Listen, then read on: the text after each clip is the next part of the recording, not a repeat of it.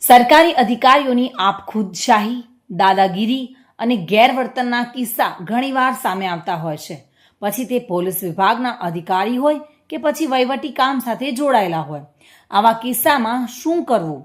ક્યારેક એવું પણ બને કે નિર્દોષ વ્યક્તિ ભોગ બને અને પછી તેને ખબર જ ન હોય કે ફરિયાદ ક્યાં કરવી અને કેવી રીતે ન્યાય મેળવવો. પરંતુ કેન્દ્ર અને રાજ્ય સ્તરે માનવ અધિકાર આયોગ આવા કિસ્સામાં પગલાં લઈ શકે છે, જેમાં પીડિત વ્યક્તિ કે તેના પરિવારને ન્યાય મળવાની સાથે આર્થિક વળતર પણ અપાવવાની સત્તા આયોગ ધરાવે છે. કેટલીક વાર આયોગ સુઓ મોટો લઈને પણ કાર્યવાહી કરતા હોય છે. ત્યારે 32 વર્ષમાં માનવ અધિકાર હનનના 23 લાખ જેટલા કેસ નોંધાયા છે અને 263 કરોડથી પણ વધુનું વળતર સરકારે ચૂકવવું પડ્યું છે.